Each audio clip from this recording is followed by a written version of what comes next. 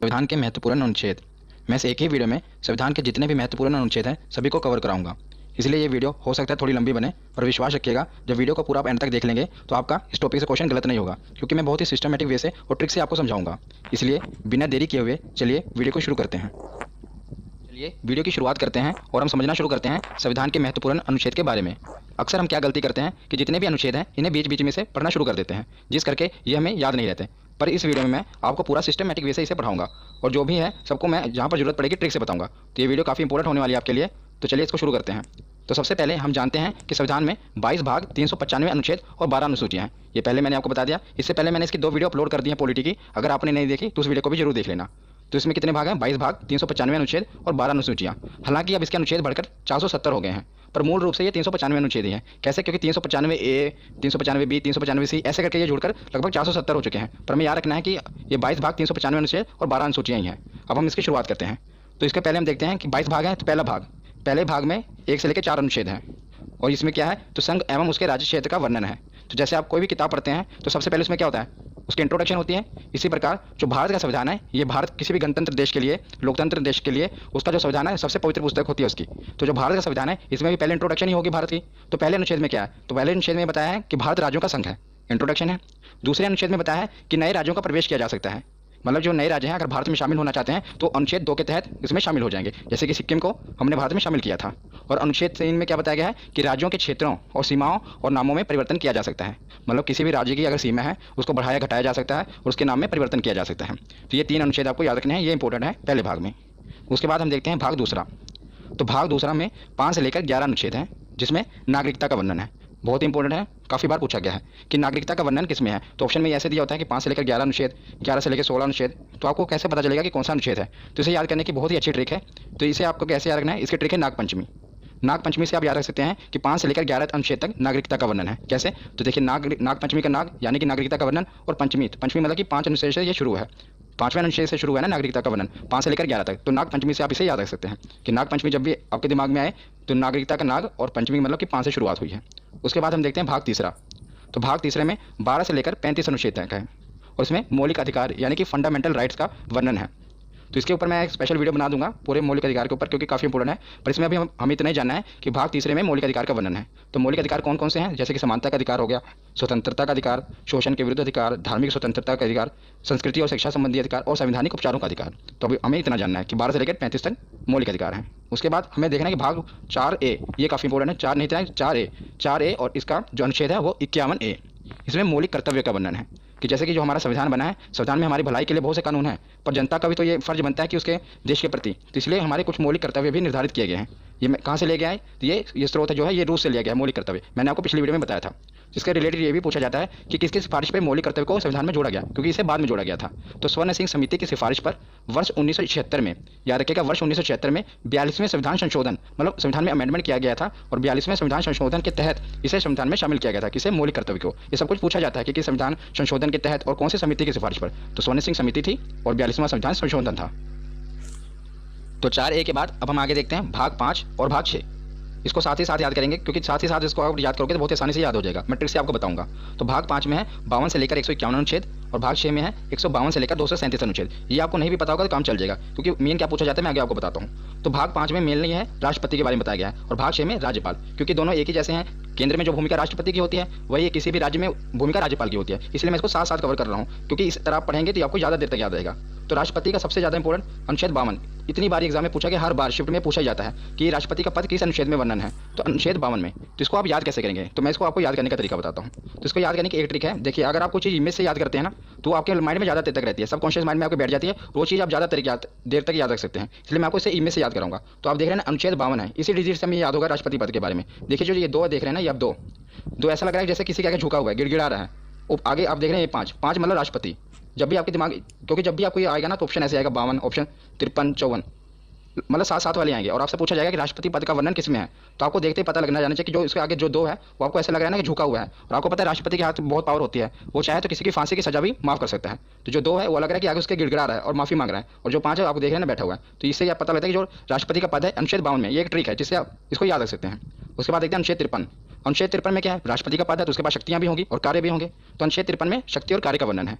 उसके बाद देखते हैं अनुच्छेद 54, 54 निर्वाचन। देखिए इसकी राइमिंग बैठी ना, 54 निर्वाचन। तो अनुच्छेद 54 में क्या है कि राष्ट्रपति का निर्वाचन कैसे किया जाना है, ये उसमें बताया गया है। और उसके साथ हम देखते हैं राज्यपाल का। तो राज्यपाल का भी आप साथ ही में याद करिएगा, बस इसमें क्या करना है, +1 जोड़ना है। तो जैसे 52 है, 52 में क्या हुआ 53, जो आपने एक जोड़ा वो उसके आगे लगा देना है, क्योंकि राष्ट्रपति और राज्यपाल साथ ही साथ चलते हैं। इसीलिए 52 है, 52 में एक जोड़ देना, 53, 53 के आगे आप एक लगा देंगे, तो ये राज्यपाल का पद हो गया। और अनुच्छेद 53 में क्या था, शक्ति कार्य, तो इसका अनुच्छेद 154 में शक्ति कार्य, इसमें भी क्या करना है, 53 में एक आपको जोड़ना है, एक 54 हो गया, और वही एक उसके आगे लगा देना है।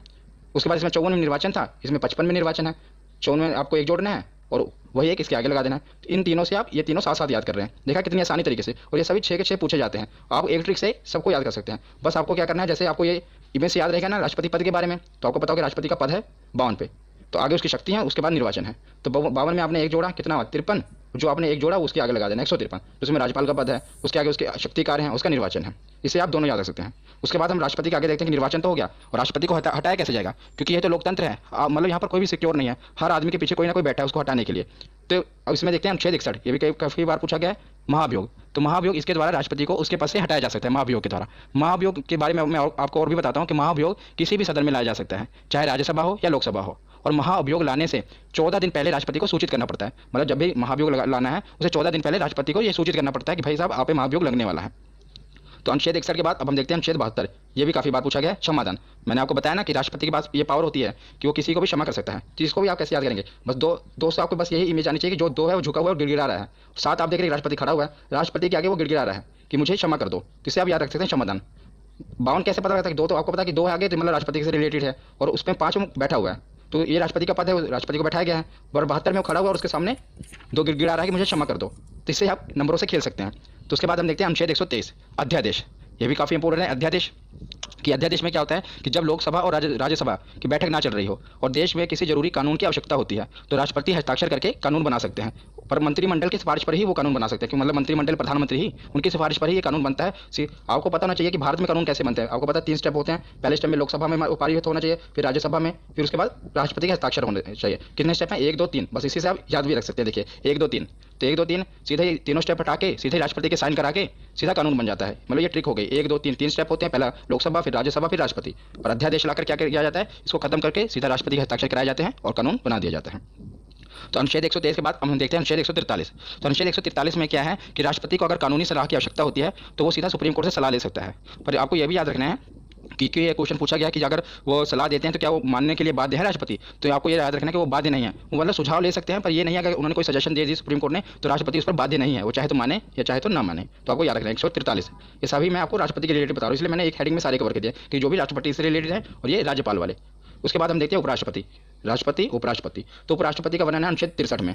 किसमें, अनुच्छेद 63 में। तो उसमें बताया गया कि एक उपराष्ट्रपति होगा, और अनुच्छेद 64 में क्या बताया गया है कि राज्यसभा के सभापति के रूप में वो कार्य करेगा। तो जो उपराष्ट्रपति होगा, आप देखेंगे जो राज्यसभा का सभापति होता है वह भी उपराष्ट्रपति होता है। और मैं आपको एक इंटरेस्टिंग फैक्ट बताता हूँ कि जो उपराष्ट्रपति होता है उसे अपने पद के लिए कोई तनख्वाह नहीं मिलती, मतलब उसे कोई सैलरी नहीं मिलती, पर जो राज्यसभा में वो सभापति के रूप में कार्य करता है उसके लिए उनको वेतन मिलता है। तो जो उपराष्ट्रपति को अपने पद के लिए वेतन नहीं मिलता, जैसे राष्ट्रपति को वेतन मिलता है उनको पद के लिए, राज्यपाल को मिलता है, पर उपराष्ट्रपति को उनको पद के लिए वेतन नहीं मिलता, बल्कि जो राज्यसभा में सभापति के रूप में होते हैं उसके कार्य के लिए उनको वेतन मिलता है। ये आपको याद रखना है। तो हमने राज्यपाल देख लिए, राष्ट्रपति देख लिए, अब हम देखेंगे प्रधानमंत्री और मुख्यमंत्री। ये साथ साथ हम कवर कर रहे हैं। यही होता है कि सिस्टमैटिक वे से पढ़ना, जिससे आप अनुच्छेदों को काफी ज़्यादा देर तक याद रख सकते हैं। तो हम देखते हैं प्रधानमंत्री। तो सबसे पहले हम देखते हैं अनुच्छेद 74, 75, 76, ये तीनों प्रधानमंत्री से रिलेटेड है। तो इसे आप याद कैसे रखते हैं, पहले तो आपको पता होना चाहिए कि जो प्रधानमंत्री होते हैं अनुच्छेद 74 में जो मंत्रिमंडल होता है ये राष्ट्रपति की सहायता के लिए बनाया होता है, मतलब राष्ट्रपति की सहायता के लिए मंत्रिमंडल का गठन किया जाता है, पर जो इसके हेड होते हैं वो प्रधानमंत्री होते हैं। जैसा कि आपको पता है कि भारत में जो राष्ट्रपति हैं वो तो नाम मात्र मुखिया है, ज़्यादातर पावर किसके हाथ में है, तो प्रधानमंत्री के हाथ में है, पर राष्ट्रपति की सहायता के लिए मंत्रिमंडल का गठन किया जाता है और इसके हेड प्रधानमंत्री होते हैं। तो 74, 75 लगातार ही हैं। और 75 के बाद हम देखते हैं 76, 76 में महान्यायवादी। तो महान्यायवादी कौन होते हैं, तो राष्ट्रपति द्वारा महान्यायवादी की नियुक्ति की जाती है। महान्यायवादी एक विधि अधिकारी होता है, मतलब सीधे शब्दों में आपको बताऊं तो ये कानूनी विशेषज्ञ होते हैं जो भारत सरकार को कानूनी सलाह देते हैं। तो जैसे राष्ट्रपति सुप्रीम कोर्ट से सलाह लेते हैं, इसी प्रकार महान्यायवादी होते हैं जिन्हें राष्ट्रपति नियुक्त करता है, पर जो सिफारिश होती है मंत्रिमंडल, मतलब प्रधानमंत्री की सिफारिश पर ही राष्ट्रपति नियुक्त करते हैं और ये कानूनी सलाह देते हैं प्रधानमंत्री को। तो तीनों आपको याद रखना है। सबसे पहले तो 74 में मंत्रिमंडल, 75 में प्रधानमंत्री उसके हेड, और 76 में कानूनी सलाह ले सकते हैं। उसी प्रकार जैसे प्रधानमंत्री है केंद्र के लिए, तो राज्य के लिए कौन होता है, मुख्यमंत्री उसका मुखिया होता है। तो अनुच्छेद 163 में मंत्रिमंडल, सेम टू सेम। इसको याद करने की ट्रिक भी एक ही है। देखिए कैसे, जैसे मैंने आपको वहाँ पर राष्ट्रपति राज्यपाल में क्या बताया था कि एक जोड़ना है, यहाँ पर एक घटाना है।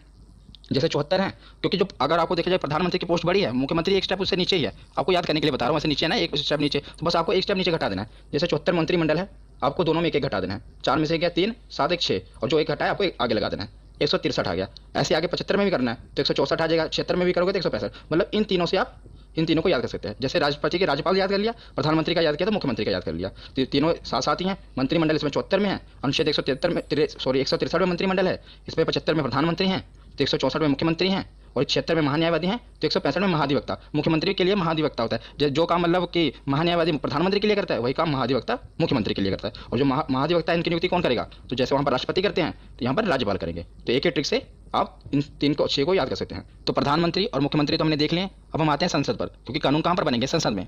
तो ये तो आपको याद ही होगा, क्योंकि काफ़ी इंपॉर्टेंट है, आपने याद किया होगा। संसद का जो वर्णन है अनुच्छेद 79 में है, 79। और उसके बाद 80 और 81 लगातार है, राज्यसभा और लोकसभा। तो कई बार क्या होता है, हम इनके क्रम में मिस्टेक कर देते हैं। कई बार हम भूल जाते हैं कि 80 में लोकसभा आएगा या राज्यसभा आएगा। तो इसे याद करना बहुत ही सरल है, और इसकी ट्रिक भी सरल है। सा से पहले संसद आएगा, रा से राज्यसभा, ला से लोकसभा, सरल। तो आप इसके क्रम को याद रख सकते हैं। पहले संसद आएगा, फिर राज्यसभा आएगा, फिर लोकसभा आएगा। ये तो केंद्र के लिए होगा। उसी प्रकार राज्य में भी है। तो जैसे केंद्र में बोला संसद है, उसी प्रकार राज्य में है विधानमंडल। मतलब राज्य में कोई कानून बनाना होता है तो विधानमंडल के तहत बनता है। तो विधानमंडल, और विधानमंडल में क्या होता है? विधानसभा और विधान परिषद। ज़्यादातर विधानसभाएं होती हैं, और बस केवल 6 राज्य ही हैं जहाँ पर विधान परिषद है। मैं आपको बताऊंगा। ज़्यादातर हर जगह मतलब ज़्यादातर राज्यों में विधानसभा है। इसे आप याद कैसे करेंगे? जैसे हमने प्रधानमंत्री मुख्यमंत्री को किया, मतलब प्रधानमंत्री एक स्टेप ऊपर होता है, मुख्यमंत्री नीचे। उसी प्रकार केंद्र तो ऊपर है ना, और राज्य नीचे। तो इसको भी ऐसे मतलब टिक बता रहा हूँ आपको, तो इसको भी ऐसे घटाना है। 79 है, आपको एक घटा देना है। कितना? 9 में से गए 1 8, और 7 में से गए 6, और जो एक घटा है एक आगे लगा देना है। तो 168 वहाँ पर संसद, यहाँ पर 168। एक ही ट्रिक से देखो, आप सब याद कर रहे हैं। संसद का वर्णन, और यहाँ पर विधानमंडल में। उसके बाद हम देखते हैं लोकसभा। तो लोकसभा 81 है, 81 में भी आपको 11 घटा देना है। 1 में गया 0, 8 में से गए 7, और आगे एक जो घटा है लगा देना है। 170। तो वहाँ पर लोकसभा और यहाँ पर विधानसभा, इसको भी आप याद कर सकते हैं। तो विधानसभा के बाद ये है विधान परिषद। ये मतलब हर जगह नहीं है, सिर्फ केवल 6 राज्यों में है। तो 6 राज्यों में है। ये भी कई बार पूछ लिया जाता है कि बताओ कि विधान परिषद किन किन राज्यों में है। तो इसकी भी एक ट्रिक है। इसकी ट्रिक है टीबी, जुकाम। क्या? टीबी और जुकाम। इसे आप याद रख सकते हैं कि कहाँ कहाँ पर विधान परिषद है। टी से जैसे होगा तेलंगाना, बी से होगा बिहार, तेलंगाना और बिहार। जैसे जम्मू कश्मीर, तो ये जम्मू कश्मीर पहले था, लेकिन अब जब से ये केंद्र शासित प्रदेश बन गया है, तो यहाँ पर विधान परिषद खत्म कर दी गई है। और ये पूछा जाता है कि किस राज्य में विधान परिषद खत्म कर दिया गया है, तो याद रखिएगा। अब तो केंद्र शासित बन गया ना, तो जम्मू कश्मीर। तो ये आप ट्रिक है, इसलिए मैंने आपको पूरा बता दिया, पर आपको ये भी याद होना चाहिए, जे अब खत्म हो चुका है। यू से उत्तर प्रदेश, के से कर्नाटक, ए से आंध्र प्रदेश, और एम से महाराष्ट्र। आंध्र प्रदेश भी अब जो है अपनी विधानसभा में उसने ये प्रस्ताव पारित किया है कि हमारे यहाँ विधान परिषद को खत्म कर दिया जाए, पर अभी वर्तमान में खत्म नहीं हुई है। तो कि 6 राज्यों में अभी भी है। पहले तेलंगाना, बी से बिहार, जम्मू कश्मीर खत्म हो गया। तो 1 2, यू से उत्तर प्रदेश 3, के से कर्नाटक 4, ए से आंध्र प्रदेश 5, और एम से महाराष्ट्र 6। तो मैंने आपको विधान परिषद भी बता दिए, क्योंकि ये भी पूछे जाते हैं। तो हमने संसद को भी कवर कर लिया ट्रिक से, और विधानमंडल, विधानसभा और विधान परिषद को भी कवर कर लिया। तो संसद के कुछ और भी अनुच्छेद हैं जो पूछे जाते हैं, मैंने साथ ही कवर कर दिया, उसे भी देख लेते हैं। तो हम आते हैं अनुच्छेद 100 पे। कई बार पूछा गया अनुच्छेद 100 में किसका वर्णन है? निर्णायक मत। निर्णायक मत क्या होता है कि मतलब कि अगर यदि लोकसभा में किसी मुद्दे पर वोटिंग हो रही है, और जो वोटिंग है वो बराबर हो जाए, यानी कि निर्णय ना हो पा रहा हो, तो उस समय क्या होता है कि अध्यक्ष महोदय अपना निर्णायक मत देंगे। तो अध्यक्ष महोदय जिस पे अपना मत दे देंगे, उसे ही पारित कर लिया जाएगा। मान लीजिए कि वहाँ के पक्ष में अपनी वोट दे रहे हैं, तो कानून को पारित कर दिया जाएगा। ना के पक्ष में अपनी वोट दे रहे हैं, तो कानून को पारित नहीं किया जाएगा। मतलब जबकि इसको याद रखना भी आसान है। देखिए 100 है ना, मतलब जब भी 50-50 बात आ जाए कि ना कानून का निर्णय ना हो पा रहा, 50-50 बात आ जाए, 50-50 होते हैं, तो एक वोट जो वहाँ पर अध्यक्ष महोदय हैं उनका निर्णायक मत माना जाएगा। तो अनुच्छेद 100 में निर्णायक मत का वर्णन है। 100 के बाद देखते हैं अनुच्छेद 108। तो अनुच्छेद 108 में संयुक्त अधिवेशन। अधिवेशन कब बुलाया जाता है मैं आपको बताता हूँ। मान लीजिए लोकसभा में कोई चीज़ बिल पर बहस चल रही है और कोई निर्णय नहीं लिया जा पा रहा है, तो क्या किया जाता है कि लोकसभा में बिल अटका हुआ है और राज्यसभा में भी अभी पहुंचा नहीं, तो लोकसभा और राज्यसभा के दोनों की संयुक्त अधिवेशन बुलाया जाता है। ये राष्ट्रपति बुलाते हैं जब वो बहुत ही मतलब जरूरी हो कानून बनाना, तो लोकसभा और राज्यसभा दोनों को बुलाया जाता है, इसलिए संयुक्त अधिवेशन किसमें है? 108 में। उसके बाद देखते हैं अनुच्छेद 110 और अनुच्छेद 117 दोनों आप क्या रख रहे हैं। 110 में धन अधिवेशन और 117 में वित्त विधेयक। इसको धन विधेयक भी कहते हैं, धन विधेयक और वित्त विधेयक। ये काफ़ी कन्फ्यूजिंग है, धन विधेयक और वित्त विधेयक कई बार पूछे गए हैं। मतलब इसका पूछा क्या जाता है, इसकी डेफिनेशन पूछी जाती है, इसमें होता क्या है ये भी पूछा जाता है कि 10 में क्या है।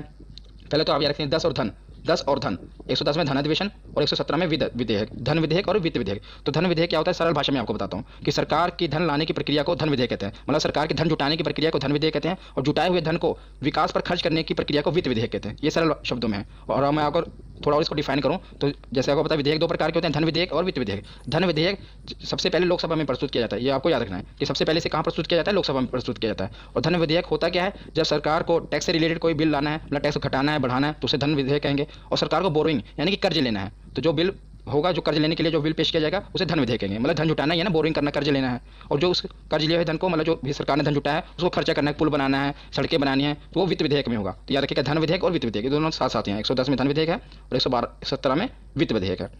उसके बाद हम देखते हैं 112 बजट। 12, देखिए इसको राइमिंग से आप याद सकते हैं, 12 बजट, 12 बजट, 2 बार बोलेंगे, याद है। अनुच्छेद 112 बजट, ये भी आपको बजट पता ही होगा कि एक साल का पूरा मतलब जो लेखा जोखा होता है सरकार की, यहाँ पर खर्च करेगी, कहाँ से इनकम आएगी, सब बजट में पेश किया जाता है। मतलब उसमें, और 112 के बाद है अनुच्छेद 116। तो जब सरकार बजट पेश करती है तो कई कुछ खर्चे उसमें रह जाते हैं, जो कुछ खर्चों का वर्णन है फिर सरकार बाद में क्या कहते हैं, ये तो नहीं करेगी, बाद में 1 साल के बाद फिर बजट आएगा तब पेश करेगी। बीच में बजट नहीं होता, उसके बीच में ही अलग से बिल के रूप में लाकर संक्षेप में एक बिल पास करा लिया जाता है, जिसे लेखानुदान कहते हैं। तो इस पहले बजट पेश होगा, बजट में अगर मतलब कुछ रह गया, कुछ खर्चे का वर्णन नहीं है, तो लेखानुदान में अनुच्छेद 116। तो आपको ये याद रखना है। उसके बाद हम देखते हैं, अब हमने प्रधानमंत्री, मुख्यमंत्री, राज्यपाल, उपराज्यपाल सब कवर कर लिए। अब हम आते हैं सुप्रीम कोर्ट, हाई कोर्ट पर। संसद भी हो गया कवर। इस प्रकार आपको पढ़ते जाना क्रम वाइज, इसे आपको याद रहेंगे। अब सुप्रीम कोर्ट और हाई कोर्ट को देखते हैं। तो 124 में सुप्रीम कोर्ट का गठन होगा और 131 में सुप्रीम कोर्ट के अधिकार हैं। तो 124 में क्या है, सुप्रीम कोर्ट का गठन होगा भारत में, और 131 में सुप्रीम कोर्ट के अधिकार हैं, और 148 में सीएजी की नियुक्ति। तीनों आपको याद रखने हैं, तीनों सुप्रीम कोर्ट से रिलेटेड मैंने पहले उठाए हैं। 124, 131 और 148। पहले सुप्रीम कोर्ट का गठन होगा। 131 में बताया कि सुप्रीम कोर्ट की क्या पावर है, कहाँ कहाँ उसका अधिकार क्षेत्र है, और 148 में है कि क्या की नियुक्ति। तो क्या क्या होता है, क्या की फुल फॉर्म है कंट्रोलर एंड ऑडिटर जनरल, और इसकी नियुक्ति भी राष्ट्रपति द्वारा ही की जाती है। इनका काम क्या है कि सरकार द्वारा जो भी खर्चा किया गया, व्यय किया गया है, उसका लेखा जोखा करना है कि सरकार ने जो खर्चा किया, जो घोटाले वगैरह होते हैं कहाँ से पता चलते हैं, वो कैग की रिपोर्ट से ही पता करते चलता है। जैसे 2G घोटाला हुआ, जो भी घोटाले में स्पेक्ट्रम घोटाला हुआ, ये कैग ही रिपोर्ट अपनी पेश करती है, उसी द्वारा ये सब उजागर होता है कि कहाँ पर कितना घोटाला हुआ। तो और इस समय अगर मैं आपसे पूछूं कि कैग कौन है, हमारे कंट्रोलर और ऑडिटर जनरल कौन है, तो गिरीश चंद्र मुर्मू जी हैं कैग, ये भी याद रखना। उसके बाद हम देखते हैं, हमने सुप्रीम कोर्ट देख लिया, 1, 2, 4 और 2, 1, 4 हाई कोर्ट है, 1, 2, 4 सुप्रीम कोर्ट है और 2, 1, 4 ऐसे आप पढ़ेंगे तो याद रहेगा। 2-3 बार वीडियो को देख लेना, आपको पूरा कभी भूलेगा नहीं। तो अनुच्छेद 2, 1, 4 क्या है कि इसमें बताया गया कि राज्य में एक हाई कोर्ट जरूर होगा, और अनुच्छेद 2, 1, 6 में बताया गया कि हाई कोर्ट का गठन करना है। पहले बताया कि राज्यों के लिए हाई कोर्ट होगा, और इसमें 216 में क्या है कि हाई कोर्ट का गठन करना है, कैसे होगा वो बताया गया है। तो हमने सुप्रीम कोर्ट और हाई कोर्ट देख लिया। अब हम देखते हैं, एक मैंने हेड बनाया केंद्र राज्य संबंध। इसमें जितने भी अनुच्छेद हैं ये काफ़ी इंपॉर्टेंट है, ये अलग से पूछे जाते हैं। आपको पहले 2-2 करके याद रखना है, 249, 250। तो 249 में क्या है कि राज्य सूची विषय पर कानून बनाने की शक्ति। तो राज्य सूची विषय क्या होता है, मैं आपको बताता हूँ कि राज्य सूची का मतलब है कि वह विषय जिस पर राज्य कानून बनाता है। राज्य सूची विषय कुछ विषय होते हैं ना जिससे सिर्फ राज्य कानून बना सकता है, कुछ पर सिर्फ केंद्र कानून बना सकता है। पर जो राज्य सूची विषय है इसमें सिर्फ राज्य कानून बनाता है, पर और मतलब कि विधानमंडल में कानून बनता है, वहाँ यहाँ केंद्र द्वारा बनाया गया संसद में बनता है, और मतलब राज्य का विधानमंडल में बनता है। पर कुछ विषय हैं जिस पर संसद भी कानून बना सकती है, उसे अनुच्छेद 249 में रखा गया है कि जो कुछ विषय हैं जिस पर क्या है केंद्र भी कानून बना सकता है। और 250 में क्या है कि आपातकाल के दौरान, जब आपातकाल इमरजेंसी लग जाए, उस दौरान भी राज्य सूची के कुछ विषयों पर कानून बनाने की शक्ति केंद्र के पास है। तो दोनों याद रखेगा, 249 और 250। 250 में आपातकाल के दौरान और 249 मतलब नॉर्मल टाइम पे। उसके बाद देखते हैं 262। कई बार ये पूछा गया है, नदी जल विवाद। नदी जल विवाद का वर्णन किसमें, 262। कई बार आप देखते हैं ना कि दो राज्यों के बीच में नदी के जल पर विवाद हो जाता है। जैसे कि अब कोई भी नदी है, वो ये तो नहीं देखेगी यूपी नदी पर रुक जाएगी, वो आगे भी दूसरे राज्य में जाती है ना, तो उसके पानी के लिए विवाद हो जाता है कि कितना पानी। कोई तो एक राज्य मान लो बांध बना लेता है, वो पानी रोक लेता है, तो दूसरा राज्य विवाद खड़ा कर देता है कि हमें पानी प्रॉपर नहीं मिल रहा। तो ये नदी जल विवाद का निपटारा किसमें होता है, जिसका 262 में वर्णन किया गया है। कौन सा अनुच्छेद है, 262।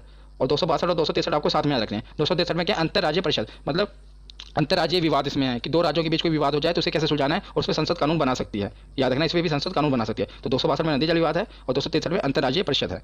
उसके बाद आते हैं 280, ये भी काफ़ी इंपॉर्टेंट है, वित्त आयोग। तो 280 में क्या है, वित्त आयोग है। तो वित्त आयोग का काम क्या है, केंद्र और राज्यों के बीच जो है कर का वितरण करना है, जो टैक्स है उसका वितरण करना है केंद्र और राज्यों के बीच में। इसमें 15वां वित्त आयोग चल रहा है, याद रखिएगा। और जो 15वें वित्त आयोग है, इसके अध्यक्ष कौन है, तो इसके अध्यक्ष हैं NK सिंह। इंपॉर्टेंट है, याद रखिएगा। जो वित्त आयोग है इसके अध्यक्ष कौन है, तो NK सिंह है, और 15वां वित्त आयोग है। उसके बाद हम चलते हैं 312। तो 312 अनुच्छेद में क्या है, आर्टिकल में अखिल भारतीय सेवा।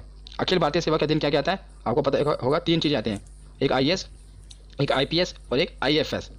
और ज़्यादा जोर देना IFS पे, क्योंकि यहीं पर आपसे गलती होगी। क्या गलती होगी, क्वेश्चन ये आया था कि अखिल भारतीय सेवा में निम्नलिखित कौन सी सेवाएं आती हैं, तो आपको 4 ऑप्शन दिए गए, एक IAS, एक IPS, एक IFS, और IFS 2 बार दिया होगा, मतलब फुल फॉर्म दी होगी। एक IFS की फुल फॉर्म होती है इंडियन फॉरेस्ट सर्विस, और एक होती है इंडियन फॉरेन सर्विस। तो याद रखिएगा, जो ये वाला IFS है उसमें है इंडियन फॉरेस्ट सर्विस, कौन सा, वन विभाग वाला। तो यह बहुत इंपॉर्टेंट है, क्वेश्चन भी पूछा गया, इसलिए मैं आपको बता रहा हूँ कि जो अखिल भारतीय सेवा में जो IFS आ रहा है ये इंडियन फॉरेस्ट सर्विस वाला है, ना कि फॉरेन सर्विस वाला, ये आप याद रखिएगा। उसके बाद आते हैं 315। तो संघ एवं राज्य के लिए लोक सेवा आयोग, मतलब कि जो UPSC के एग्जाम होते हैं, आपको पता है UPSC का वर्णन किसमें है, 315 में। राज्य संघ के लिए मतलब केंद्र के लिए, और राज्य के लिए PCS, कई राज्यों में इसका PSC भी कहा जाता है, PCS। तो इसका वर्णन कहाँ पर है, अनुच्छेद 315 में। 312 में अखिल भारतीय सेवा, जिसमें 3 सेवाएं आती हैं, और 315 में UPSC का।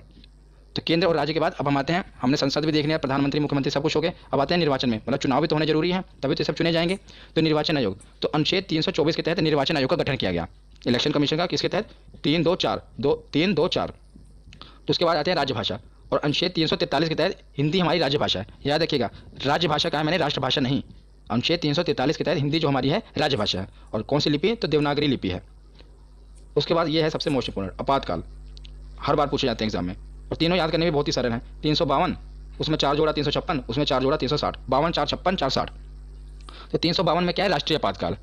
तो 352 में क्या है? राष्ट्रीय आपातकाल। जब देश में, जब राष्ट्रीय आपातकाल कब लगता है? जब देश में दूसरे देश से युद्ध हो जाए और या कोई आंतरिक विद्रोह हो जाए पूरे अपने भारत में, देश में आंतरिक विद्रोह बड़े पैमाने पर हो जाए, तब राष्ट्रीय आपातकाल लगा दिया जाता है। गांधी के समय भी लगा था, इमरजेंसी लगी थी ना। तो जब देश में दूसरे देश से या तो युद्ध हो रहा हो, जैसे चाइना के साथ युद्ध हो, उस समय इमरजेंसी लगी थी, या पूरा आंतरिक विद्रोह हो गया हो बड़े पैमाने पर, तब राष्ट्रीय आपातकाल लगता है। और 352 के बाद 356, 356 में क्या है? राष्ट्रपति शासन। जब किसी राज्य की मतलब संसदीय व्यवस्था पूरी तरह खत्म हो जाए तो वहाँ पर राष्ट्रपति शासन लग जाता है। और किसी राज्य की सरकार भी गिर जाए और जब तक चुनाव ना, तब भी आपको पता है राष्ट्रपति शासन लगा दिया जाता है। तो 52 में राष्ट्रपति आपातकाल, राष्ट्रीय आपातकाल पूरे भारत में, और 56 में राष्ट्रपति शासन। और 56 के बाद आता है 360, वित्तीय आपातकाल। तो वित्तीय आपातकाल क्या है? जब देश की इकोनॉमिकल कंडीशन, आर्थिक जो व्यवस्था है बहुत खराब हो जाए, तब वित्तीय आपातकाल लग जाता है। पर याद रखिएगा, अभी तक भारत में एक बार भी वित्तीय आपातकाल नहीं लगा है। तो आपसे क्वेश्चन पूछा जा सकता है कि बताइए कि निम्नलिखित में से कौन सा आपातकाल अभी तक नहीं लगा है? तो याद रखिएगा 360 में जो है वित्तीय आपातकाल भारत में अभी तक नहीं लगा है। राष्ट्रपति शासन तो बहुत बार लग चुका है और राष्ट्रीय आपातकाल भी लग चुका है, लेकिन अभी तक वित्तीय आपातकाल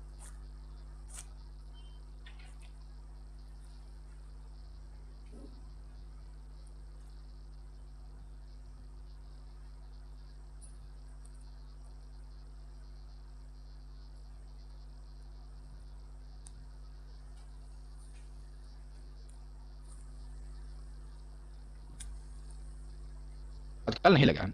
उसके बाद हम देखते हैं कि संविधान तो बन गया, लेकिन संविधान में संशोधन भी होना जरूरी है कि नए, अगर मान लो कोई बदलाव करना है, वो भी तो जरूरी है। और मैंने पिछली वीडियो में जो संविधान के स्रोत हैं, मतलब कहाँ से संविधान लिया गया, पूरा स्पेशल आपको ये बताया कि जो संविधान का संशोधन है कहाँ से लिया गया था, आपको याद होगा। तो अगर आपने पिछली वीडियो देखी होगी तो साउथ अफ्रीका से लिया गया था कि संविधान में संशोधन किया जाना है।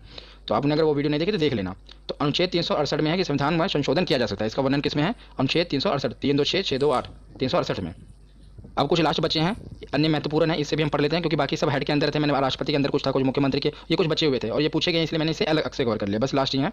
तो अनुच्छेद 17 में अस्पृश्यता का अंत, मतलब कि छुआछूत का अंत, ये किसमें है? अनुच्छेद 17 में, आर्टिकल 17। उसके बाद आता है अनुच्छेद 29। तो 29 में क्या है? अल्पसंख्यक हितों का संरक्षण। काफी बार पूछा गया है कि प्रोटेक्शन ऑफ माइनॉरिटी, अल्पसंख्यक हितों का संरक्षण किसमें है? तो अनुच्छेद 29 में है।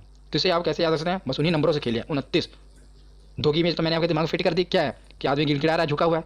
देखिए, जब तक अल्पसंख्यक थे पहले उनके लिए कोई कानून नहीं था, बेचारे झुके हुए थे। तो जैसे उनके लिए कानून आया वो खड़े हो गए।